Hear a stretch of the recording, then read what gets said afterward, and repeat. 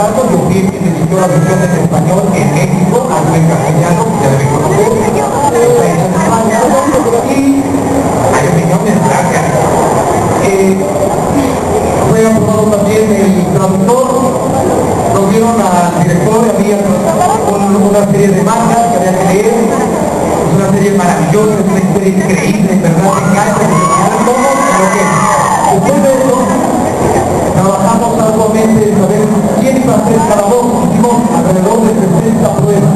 Sonatorias a los Estados Unidos, a los japoneses que viven ahí, que son los representantes del creador del no, y con los representantes de ANH Japón, y con un representante de AEG, Economic House y AEG asociados, todos estos conocidos para representar a los mexicanos.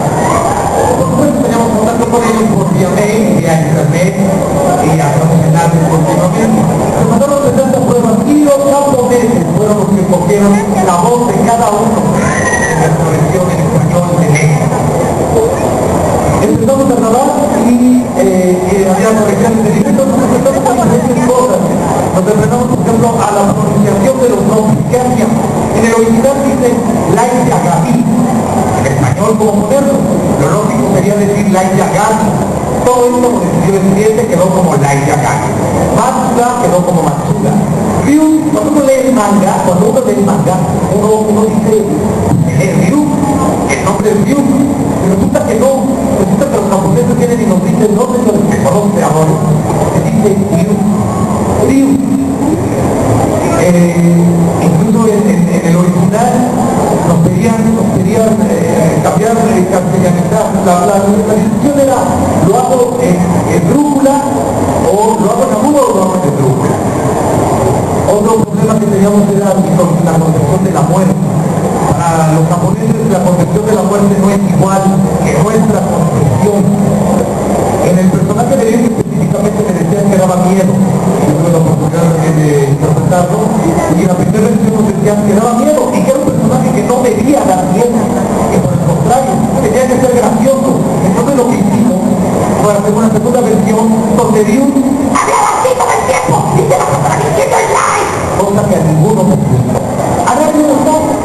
Entonces retomamos a una visión más seria, mucho más profunda, con más cuerpo. Para los japoneses la muerte no es como la versión de la muerte, no da miedo, es muy parecida a los aztecas, no da miedo, es de admiración, es de trascendencia.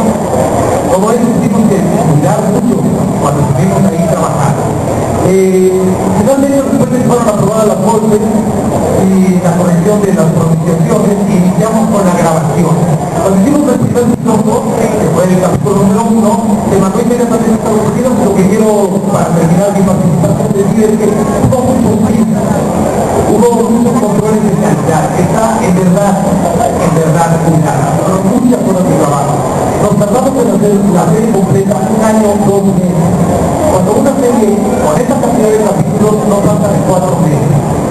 Tuve a una persona muy importante que anda por ahí, que se llama José Juan Sánchez Bogas, que fue el asesor creativo. Es un hombre muy joven, pero que se sabe la historia redonda. Entonces yo únicamente se perdía en la historia, porque tenía... Cada vez que alguien interpretaba una historia o tenía alguna duda, inmediatamente José Juan nos decía, esto está mal, porque en el capítulo tal, Laika está diciendo lo contrario, lo cual nos obligaba a correr al manga a todos a revisar qué estábamos haciendo. Pero no necesito más tiempo.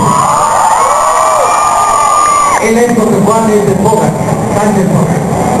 Quiero decirles que también, al mismo tiempo, ahorita hicimos gráficos en portugués y en español, hicieron gráficos, fíjense qué bonita propuesta. Aparece en japonés, por decir algo, un letrero que dice hotel. Entonces, con la misma tipografía e insertándolo por medio de computadoras, un trabajo verdaderamente bestial, se puso hotel, parecía que era japonés, pero si te fijaba uno bien decía hotel en español, y así todos los subtítulos, igual que las reglas de la libreta, por ejemplo, iban a aparecer así. Finalmente, después de 6 meses de trabajo en ese detalle, el cliente dijo que no, que te iba a publicar. Para que vean lo que no es fácil de entrar al cliente y luego a todos ustedes y son para los que trabajamos. Los dejo un segundo con mi amigo José Juan para luego ir la experiencia de cada uno de mis compañeros. ¿Vale?